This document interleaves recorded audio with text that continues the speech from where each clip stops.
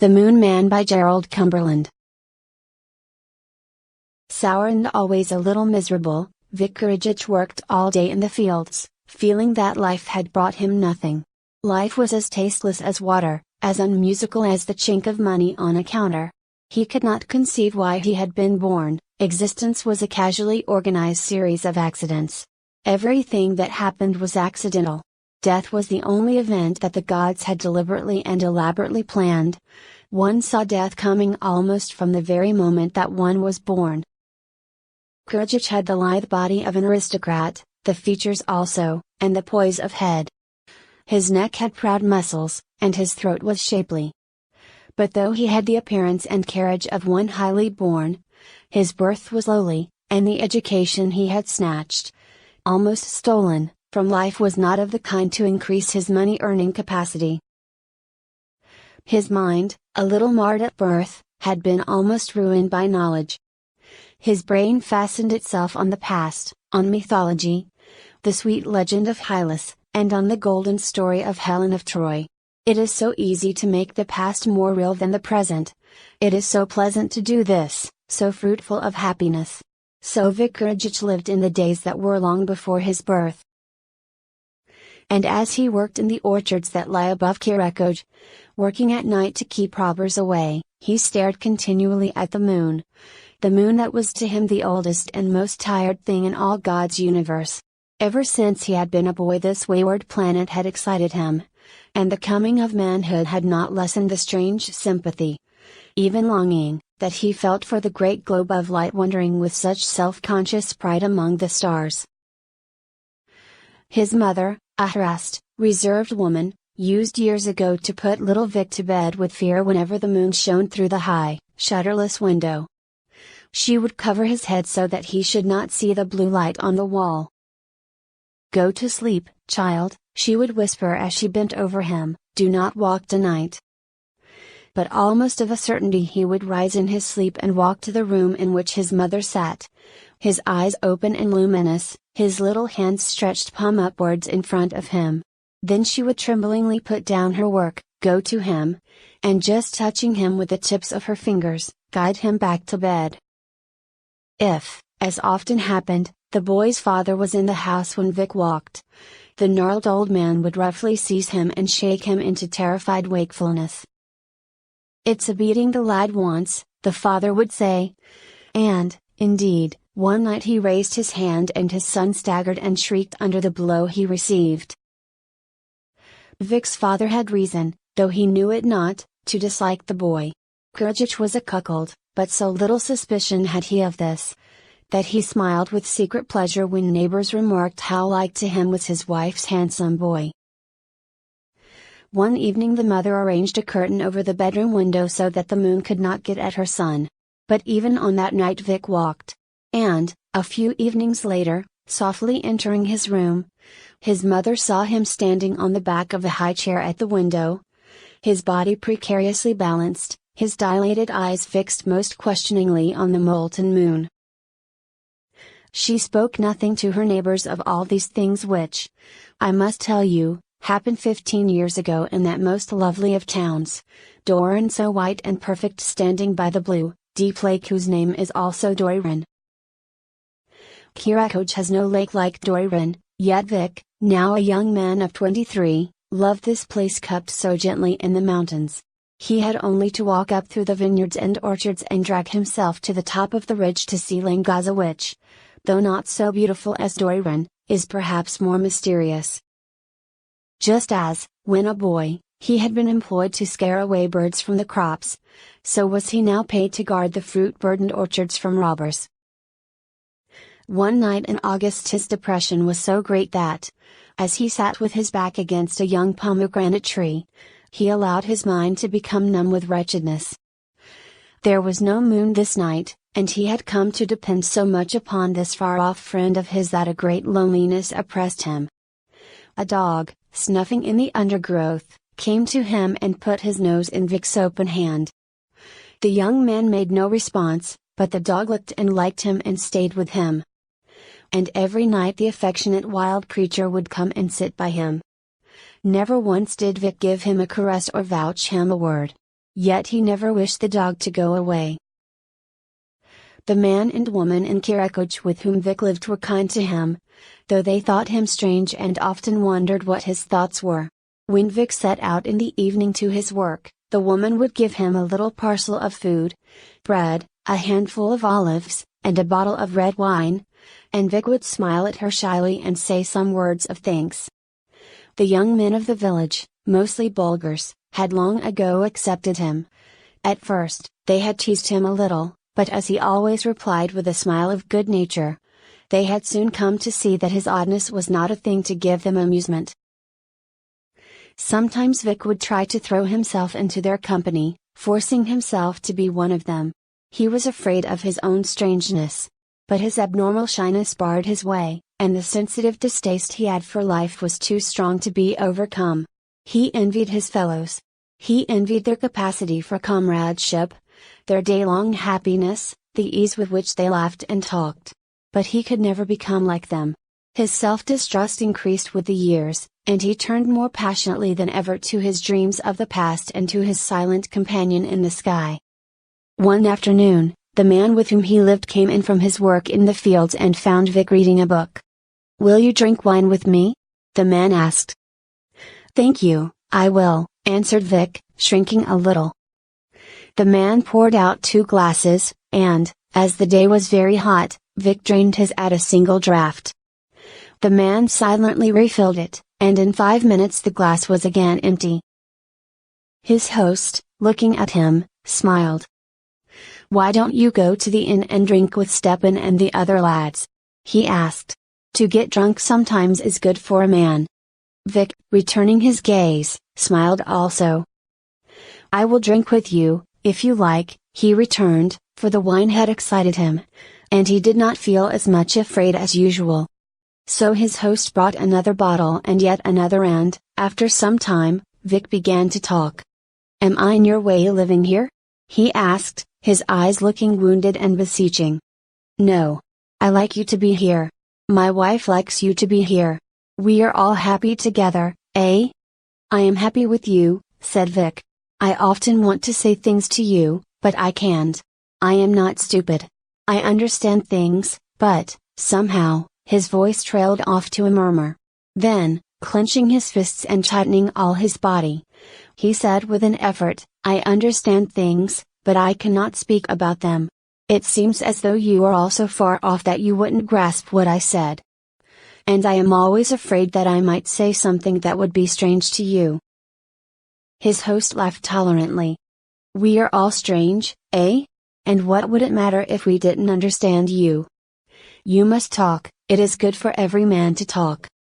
Perhaps you are wise, and no one understands wise men." This comforted Vic a little. "Perhaps I am," he said, "I do not know." He paused for a moment. Have you ever noticed at night how, though it may be very silent, it is still more silent when the moon appears?" His companion considered a moment. "No, I don't think I have," he answered, shifting uneasily in his chair. Vic took another mouthful of wine. "Well, you listen one night and you'll hear. Especially when the moon is just rising, red and swollen on the horizon. Of course, she is angry then, and at those times I always think she is like some raging, drunken queen rising from her couch in the middle of the night." His companion stared at Vic for a moment and then laughed. But by now Vic was too exalted and excited to notice that his host was uncomfortable and perhaps a little contemptuous, and, putting his arms on the table and leaning forward, he began to talk volubly. "I wish I had money to buy jewels," he said, "especially certain jewels like opals. I would like to hold many opals in the hollow of my hand. I would like to crush them together between my hands. You know that all fire is the sun. Did you know that? Yes. I'm telling you. Take coal. Coal is buried wood. And what is wood? Wood is trees. And it is the sun that makes trees grow. It pulls at the ground and draws them out, it warms them and feeds them. When you burn wood and coal, it is the sun that leaps out at you. A little bit of the sun that has been silently hiding for many years. A good deal of the sun is stored under the ground and a good deal of it is alive and burning there. Well, it is the same with the moon. Some precious stones absorb the moon. Opals do. That is why I want to hold many opals in my hand and crush them together. And I am sure that the moon gives herself to water, especially to large sheets of water like Lake Langaza. He paused a few moments, his thoughts far away. You can feel the moon, soft and sliding, on your limbs, if you bathe at night when the moon is high in the sky. But when the dawn comes, the light of the sun destroys all the moon that is in the water. He noticed, for the first time, that his companion's eyes were shut and that his heavy breathing was developing into a snore. I am explaining this to you, exclaimed Vic, peremptorily. But his host sank deeper into slumber, and for a little while Vic talked quietly to himself until he, too, slept. That evening at dusk Vic, dazed with wine, made his way to the orchards above Kirakoj. For a long time he sat brooding among the trees, until the moon, full and splendid, went redly up the sky. He watched her so closely that he could see her moving. Tonight she did not seem to glide, she moved with just perceptible jerks. Like the hands of a very large clock, said Vic to himself. For he had wandered far and had lived in many big cities. He watched the trees appearing out of the blackness. They seemed to be marching upon him, closing in upon him. So he arose and began to walk, and presently came to the edge of the orchard and looked up at the mountain at whose feet he stood. He began to climb, and soon, after leaving the vineyards behind him, he came upon large, bare rocks in the clefts of which grass and flowers grew. It was while he was climbing both with hands and feet that his dog friend, excited but silent, joined him. "Tchint! Tchint!" said Vic, beneath his breath. The dog, honored by human speech, became still more excited. And Vic could see him dimly as, having rushed to the top of a high rock, he stood open-mouthed, wagging his tail. Now, there was no one either in Langaza or Kirakoj who was more bound by conscience to his work than Vic Gerald, and it was very strange that on this night he should, without effort, have left his master's orchards to wander up the mountains.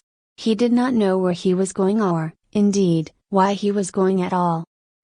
But I have no doubt that something in his brain, one of the many selves that were Vic, was urging him forward to some secret purpose of its own. Stillness and the moon's rays held the night, and though the moon falsified distance and misled even Vic who was used to the moon's deceit, he reached the top of the mountains sooner than he had expected. There, unseen, Langaza lay beneath him. Looking in Langaza's direction, he suddenly became aware of his motive in coming thither.